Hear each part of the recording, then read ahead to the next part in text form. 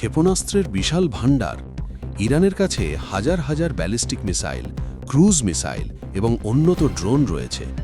প্রতিবেদনে বলা হয়েছে যে ইরানের এই বিশাল অস্ত্রভাণ্ডার মোকাবিলা করা দিন দিন কঠিন হয়ে পড়ছে। ব্যয়বহুল প্রতিরক্ষা। 2025 সালের জুন মাসের এক সংঘাতের উদাহরণ দিয়ে বলা হয়েছে যে যুক্তরাষ্ট্র মাত্র 12 দিনে প্রায় 150টি THAAD ইন্টারসেপ্টর বা ক্ষেপণাস্ত্র ধ্বংসকারী মিসাইল ব্যবহার করেছে, যার প্রতিটির খরচ প্রায় $15 মিলিয়ন। মজুদ ফুরিয়ে যাওয়ার ঝুঁকি।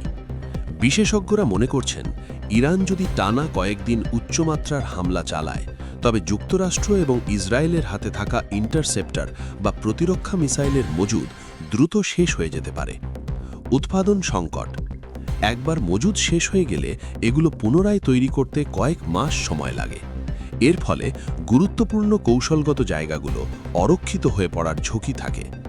ভিডিওটি মূলত এই বার্তাই দিচ্ছে যে এটি কেবল প্রযুক্তির লড়াই নয়, বরং এটি একটি ধৈর্য এবং অস্ত্রের মজুদের লড়াই, ওয়ার অফ অ্যাট্রিশন।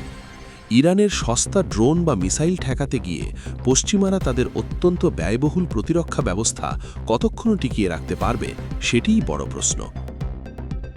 প্রতিবেদনে বলা হয়েছে এই উচ্চ প্রযুক্তির ইন্টারসেপ্টরগুলো একবার শেষ হয়ে গেলে দ্রুত তৈরি করা সম্ভব নয়। এগুলো পুনরায় তৈরি করে সরবরাহ করতে কয়েক মাস সময় লাগে। ফলে মজুদ ফুরিয়ে গেলে ওয়াশিংটন বা তেল আবিবের মতো গুরুত্বপূর্ণ শহরগুলো ইরানের ক্ষেপণাস্ত্রের সামনে সম্পূর্ণ অরক্ষিত হয়ে পড়বে। 4. প্যাট্রিয়ট ও আকাশ প্রতিরক্ষা ব্যবস্থার ওপর চাপ। ভিডিওতে প্যাট্রিয়ট মিসাইল সিস্টেম এবং অন্যান্য প্রতিরক্ষা ব্যবস্থার ওপর অত্যধিক চাপের কথা বলা হয়েছে। ইরানের কয়েক হাজার ব্যালিস্টিক ও ক্রুজ মিসাইল এবং ড্রোনের বিপরীতে এই প্রতিরক্ষা ব্যবস্থাগুলো সংখ্যাগতভাবে পিছিয়ে আছে বলে দাবি করা হয়েছে।